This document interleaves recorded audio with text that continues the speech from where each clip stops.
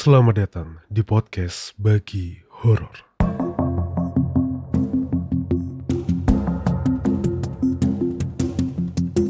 Assalamualaikum warahmatullahi wabarakatuh. Selamat malam para sobat horor. Kembali lagi di podcast Bagi Horor.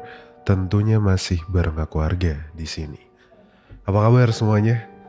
Kita kembali lagi akan membagikan cerita-cerita dari para pendengar, para sobat horor yang sudah berbagi pengalamannya di podcast Bagi Horor. Buat kalian yang mau berbagi, silahkan kirimkan pengalaman kalian di email podcastbagihoror@gmail.com atau bisa melalui Google Form yang linknya aku taruh di deskripsi dari episode ini. Kita akan membagikan beberapa cerita untuk malam hari ini, teman-teman. Ada yang berjudul Spion Motor, ada misteri kamar mandi kantor, ada malam teror genderuwo di pohon mangga, serta ada beberapa cerita lagi mungkin yang aku bacakan nanti. Kalau kalian punya pengalaman tadi ya, kirim di email. Dan jangan lupa buat yang belum subscribe YouTube-nya podcast Bagi Horor, silahkan subscribe dulu sekarang. Dipencet tombol subscribe-nya, like-nya, dinyalakan lonceng notifikasinya. Jangan lupa share episode ini ke sosial media kalian, grup WhatsApp, dimanapun lah kalian bisa share. Jangan lupa juga tinggalkan komentar. Begitu juga yang di Spotify, jangan lupa follow, dan jangan lupa juga nyalain lonceng notifikasinya. Seperti biasa sebelum masuk ke cerita, kita bacakan dulu komentar-komentar yang sudah ada di YouTube-nya podcast Bagi Horor. Bekasi hadir, Bang Arga. Halo Mbak Olive. Semangat terus bang, aku lagi buat cerita tentang petualangan di timur Pulau Jawa. Ditunggu aja. Semoga pas komentar ini dibacakan, seharusnya cerita part 1 sudah terkirim. Ya, itu Mas Panjul ya. Sudah ada 2 part. Ditunggu part lain sampai selesai Mas Panjul ya. Ada Mbak Maulidia nih. Kaget banget, Bagi Horor ada lagi. Pasti dong. Pasti selalu ada. Mbak Teti, kucingnya masih ada bang? Masih lengkap. Masih ada 7. Masih aman. Ada @bitha bercerita, udah lama follow di Spotify, baru tahu kalau ada di YouTube. Mas Arga tak subscribe ya, wis mari. Oh iya Mas, by the way, istriku tak racuni podcast Bagi Horor di Spotify. Akhirnya sampai sekarang kecanduan. Katanya suara Mas Arga bikin ketagihan. Enak bawakan ceritanya. Banyakin cerita non dan Cahayu juga ya. Istriku kurang suka. Beda sama aku. Semua aku telan mentah-mentah. Terima kasih Mas Bitha nih. Baik hadir Mbak Tatarina. Palangka hadir, Palangka Raya PLK. Kapan live lagi ditunggu Mas Pandawa. Opening baru, siapa nih? Mbak Woro dia. Kapan live lagi bang, pengen cerita-cerita bareng. Komentar pertama, subscriber lama selalu setia Mas Angga. Terima kasih yang sudah berkomentar di YouTube-nya podcast Bagi Horor. Terima kasih sebesar-besarnya dengan cara kalian berkomentar. Itu termasuk membuat podcast Bagi Horor semakin direkomendasikan ke orang-orang yang suka dengerin cerita horor. Jadi aku harap kalian bisa sedikit meluangkan waktu untuk meninggalkan komentar kalian di YouTube. Begitu juga yang dengerin di Spotify ya. Ke YouTube bentar aja, tinggalkan komentar kalian.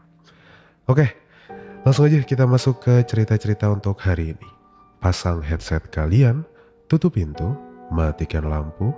Podcast Bagi Horor siap membagikan ceritanya. Selamat mendengarkan. Malam teror genderuwo di pohon mangga.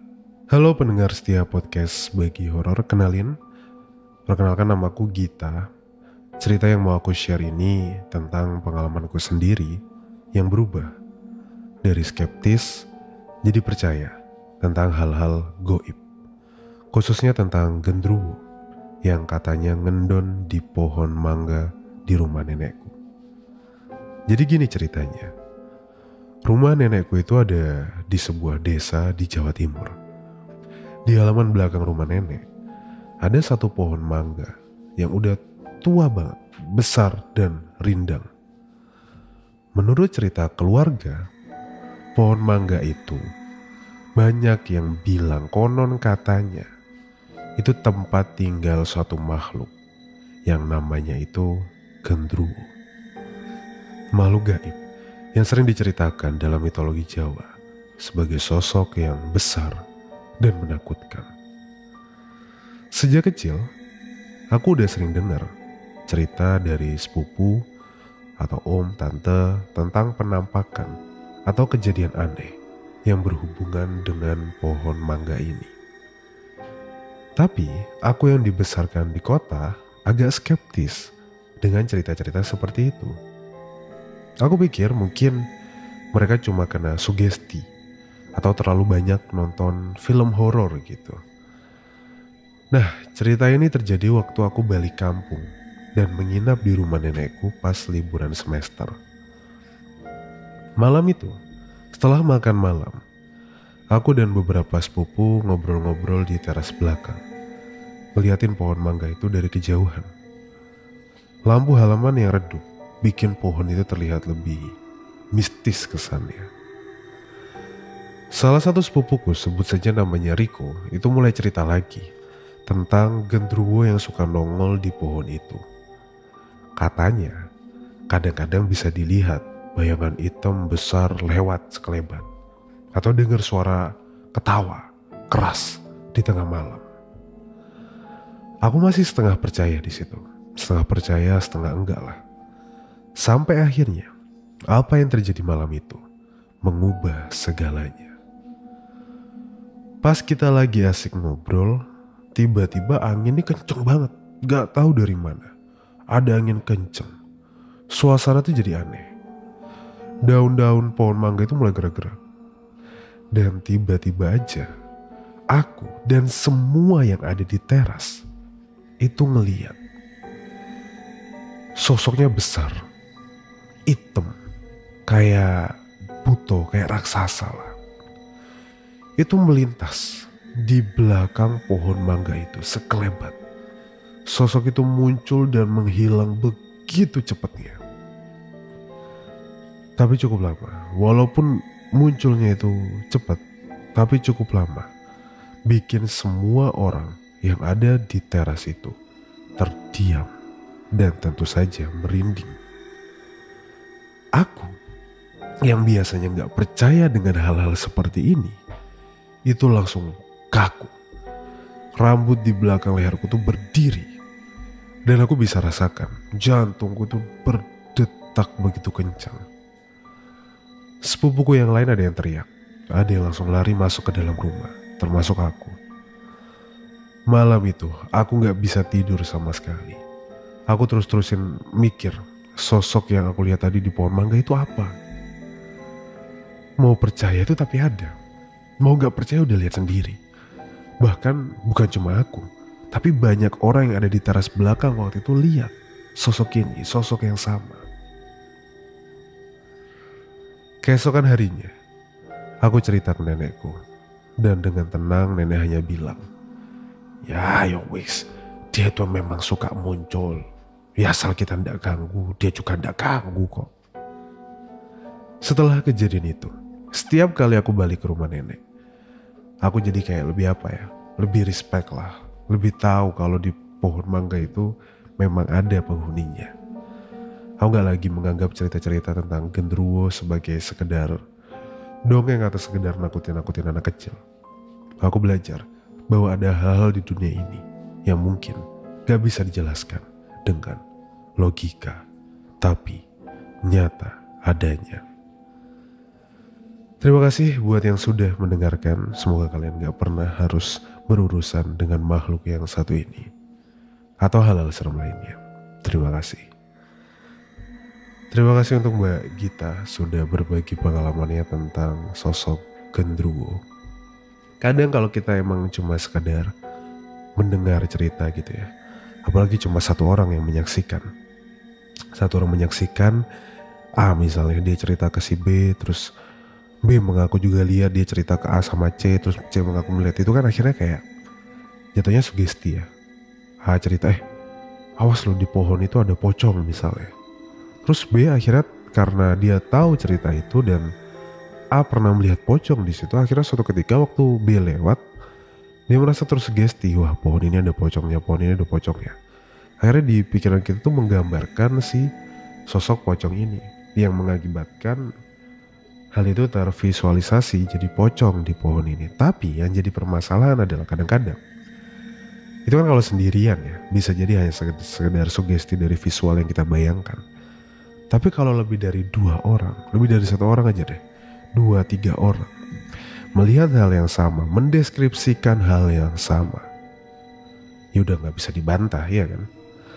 Kalau kita 1 orang masih wah ngayal lu, nggak ada lah begituan gitu kan. Tapi kalau udah 2-3 orang yang melihat secara bersamaan, atau orang yang nggak pernah cerita, nggak pernah ketemu sama sekali, tapi mengaku melihat hal yang sama, bisa jadi hal tersebut memang nyata adanya. Kayak cerita malam teror genderuwo di pohon mangga ini dari Mbak Gita. Akhirnya dia munculnya bukan ketika orang itu sendirian, tapi ketika banyakan, ketika ramean, biar nunjukin nih, aku di sini nih. Karena memang percaya nggak percaya ya, kita harus mempercayai, kita harus percaya bahwa gaib itu ada. Dan sepertinya termasuk makhluk gaib kan. Makhluk gaib, bener. Jadi dia muncul dengan menyerupai sosok genderuwo. Terima kasih Mbak Gita sudah berbagi pengalamannya. Dulu tuh ada ini, satu kisah pohon. Duh, aku di mana pohonnya ya? Oh, adalah dekat-dekat sini. Pokoknya aku pernah denger aja cerita pohon. Setiap orang yang mau nebang itu nggak bisa. Jadi ditebang sakit. Udah nggak sanggup. Banyak yang nggak sanggup lah ceritanya. Itu pohon apa ya? Pohon jati kalau nggak salah. Ada pohon jati gitu. Ditebang nggak sanggup. Akhirnya sampai terakhir. Ada yang sanggup kalau nggak salah. Iya, ada yang sanggup. Terus yang terakhir, sebelum terakhir itu kalau nggak salah sampai sakit, sampai meninggal deh. Jadi berusaha nebang pohon ini karena emang posisinya waktu itu mengganggu kali ya, udah mengganggu gitu. Jadi ada yang nebang nggak sakit, belum selesai sakit. Kayak pekerjaannya itu nggak selesai. Sampai akhirnya ada yang berani buat nebang, udahlah, kau salah mikir gitu-gituan gitu. Dan akhirnya nggak terjadi apa-apa. Tapi kalau emang sampai meninggal, sampai sakit sih aneh gitu ya kalau berkaitan tentang nebang pohon. Tapi ya kita nggak pernah tahu. Seperti kata-kata dari Mbak Gita terakhir tadi. Belajar bahwa ada hal-hal di dunia ini yang mungkin nggak bisa dijelaskan secara logika. Tapi ya memang nyata adanya. Terima kasih Mbak Gita sudah berbagi kisah malam teror genderuwo ini. Sekarang kita lanjut ke cerita yang kedua. Tapi sebelum kita masuk cerita yang kedua, yang belum subscribe YouTube-nya podcast Bagi Horor, di subscribe dulu sekarang. Nyalakan juga lonceng notifikasi dan ketik komentar kalian. Oke, lanjut kita ke cerita kedua. 7 hari teror pocong di kampungku. Nah, untuk cerita kedua ini aku pengen bacain yang judulnya 7 hari teror pocong di kampungku. Gak tau kenapa, kayaknya asik gitu, menarik dari judulnya. Tadi aku pengen bacain yang lain, cuma karena aku mikir dari tadi ini kayak asik, apa nih, soal apa gitu. Coba kita bacakan ya. Assalamualaikum warahmatullahi wabarakatuh. Waalaikumsalam. Perkenalkan, namaku Zini. Aku mau cerita tentang kejadian yang sampai sekarang itu masih jadi misteri dan pembicaraan di kampungku. Ini tentang teror pocong yang muncul selama 7 hari 7 malam non-stop di kampungku. Ya, kayaknya ini bisa jadi bahan cerita serem yang pas buat kalian. Kejadiannya beberapa tahun yang lalu. Waktu itu aku masih SMA.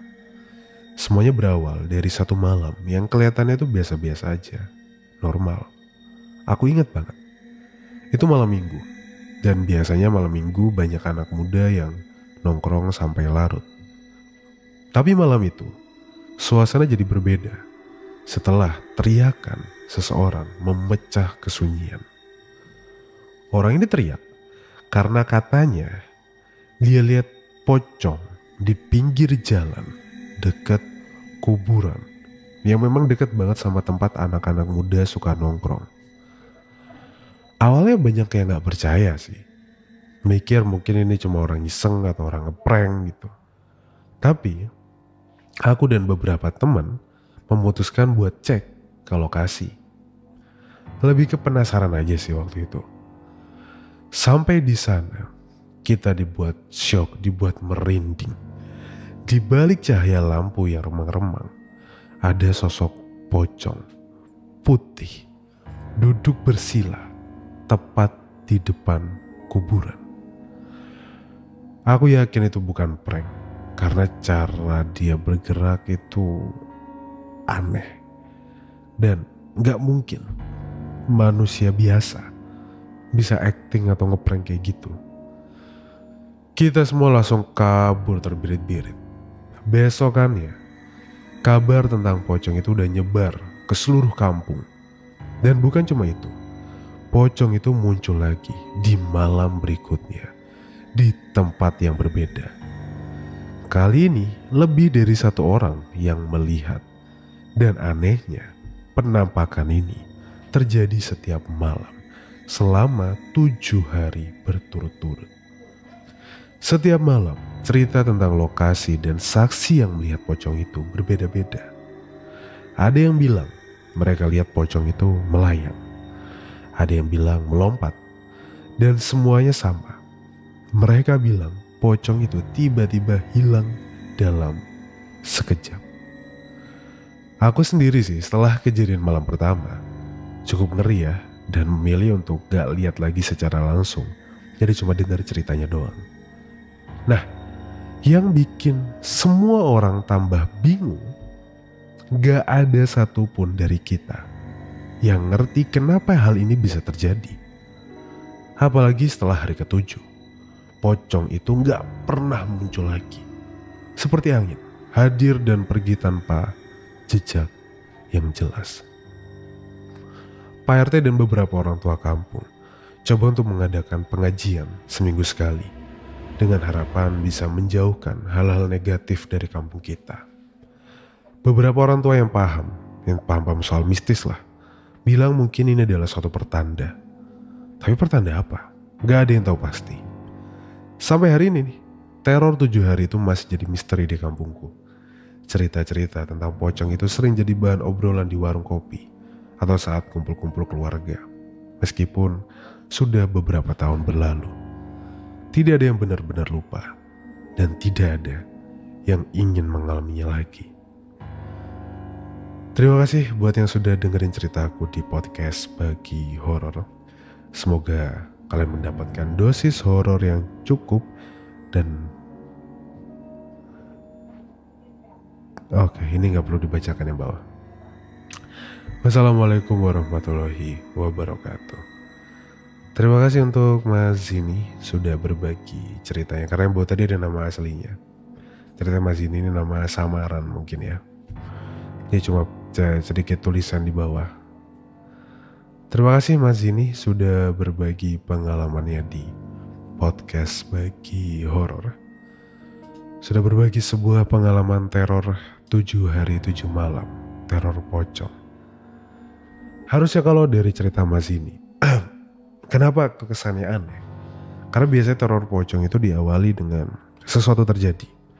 Misalnya kayak cerita kapan hari ya? Yang lupa ngelepasin tali kafan kalau gak salah. Terus diteror di gedor-gedor rumahnya. Minta tolong dibukain tali kafan. Itu masih make sense. Ada teror akhirnya, ada sebab, ada akibat. Tapi kalau nggak ada juntrungannya ujuk-ujuk tiba-tiba langsung ada teror pocong, ya aneh sih kesannya. Dan setelah 7 hari hilang. Apa pertanyaannya? Pertanyaannya dari mana dan kenapa? Kok tiba-tiba muncul, tiba-tiba hilang? Gak ngasih kabar, tiba-tiba di ghosting. Makanya namanya ghosting kan. Oh, kayak dari cerita Mas Zini ini, kata-kata ghosting tercipta. Karena pocongnya tiba-tiba datang, banyak yang lihat, dia ngilang. Di ghosting sama pocong. Udah ghost kena ghost lagi ya kan, di ghosting 2 kali tuh, sama ghost. Aneh sih. Bayangin lah di kampung kalian tiba-tiba, oh dulu di kampung ada. Tapi bukan teror pocong ya. Ada ulet bulu warna hitam. Warna hitam dia kecil-kecil lah, segini-gini. Full dulu, segangku itu full. Wah, banyak banget. Menggelikan. Karena aku paling benci ya hewan serangga, ular. Boy, kalau ular yang gede nggak masalah. Tapi ulat yang kecil-kecil, kecoa, males lah pokoknya. Kalau laba-laba masih fine aku. Tapi kalau gede juga males ya. Tapi kalau laba-laba kayak kecil lewat gitu masih ya gak ada masalah. Tapi kalau di kamar mau tidur, sahabat-sahabat lihat kecoa, kayak nggak bisa gitu rasanya. Nah ulatnya juga benci aku. Itu ulat banyaknya bukan main. Banyak guys. Ngumpul di satu tempat, segini nih ngumpul ulat semua. Banyak yang klinis motor, banyak pokoknya. Gak ada angin, gak ada hujan, aku lupa berapa lama. Tiba-tiba hilang.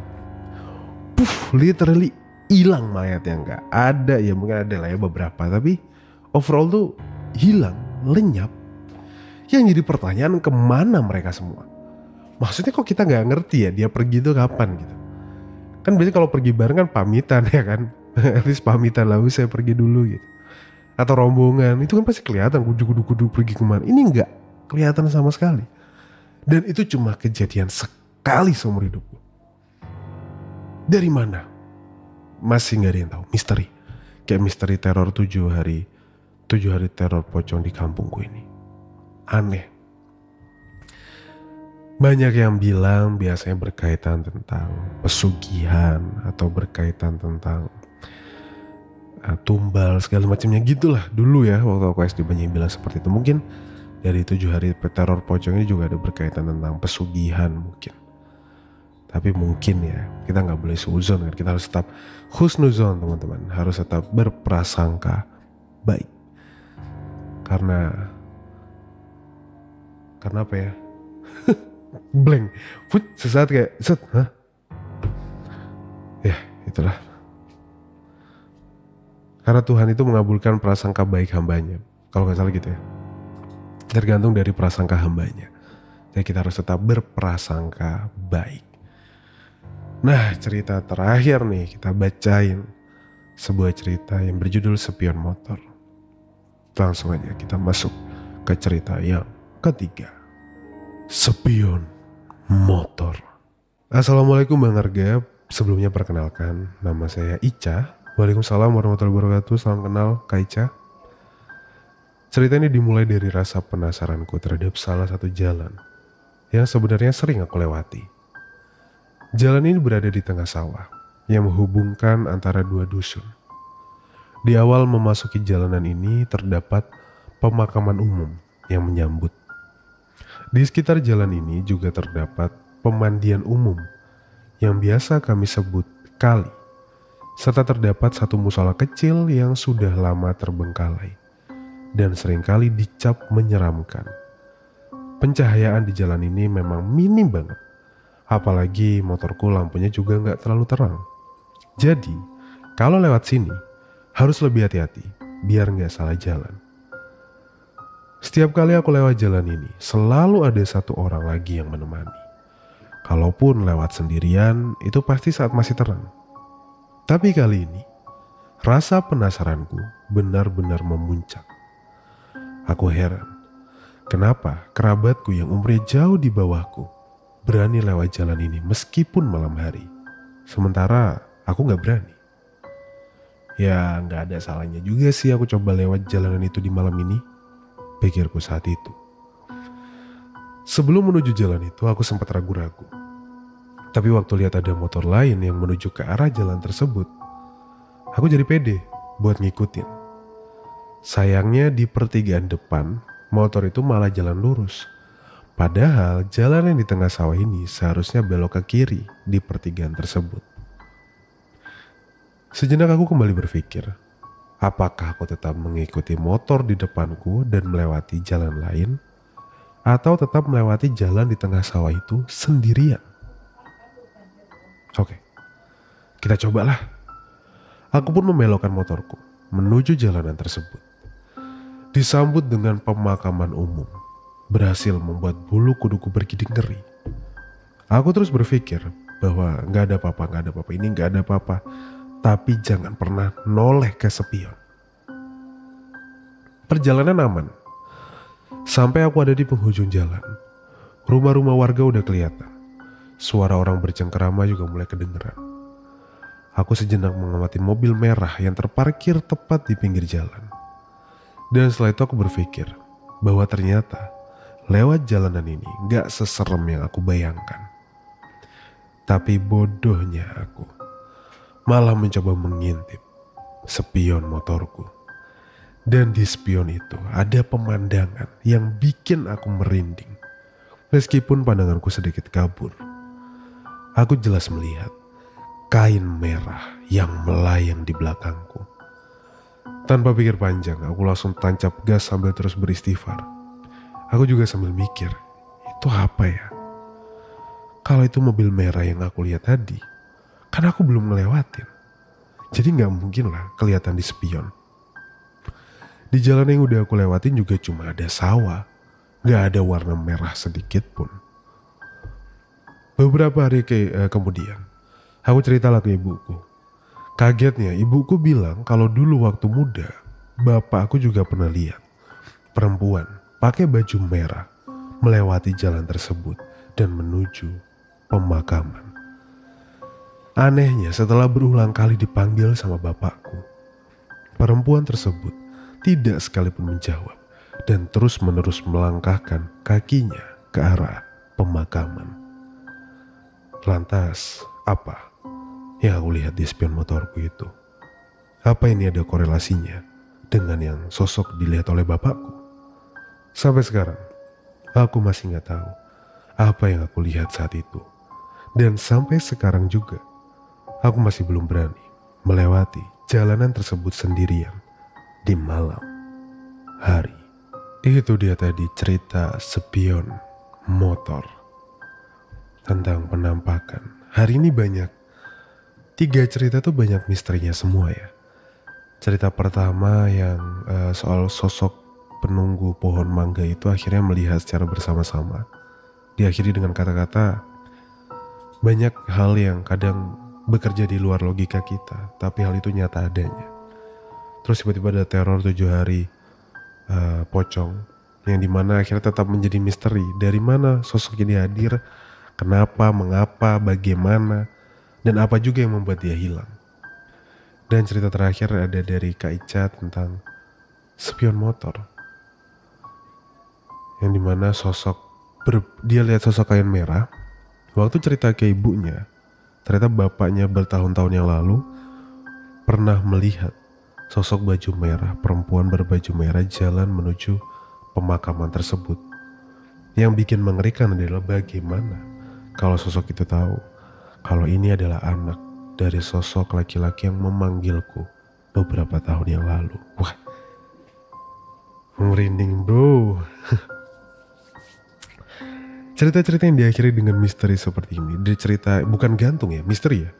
Jadi beneran gak ada endingnya. Kayak kita gak tahu apa yang terjadi. Itu yang sesungguhnya bikin kayak lebih ngeri gitu ceritanya. Kita akhirnya jadi berpikir, apa yang bikin seperti itu, kenapa, dan bagaimana sosok itu muncul lalu menghilang, apa penyebabnya.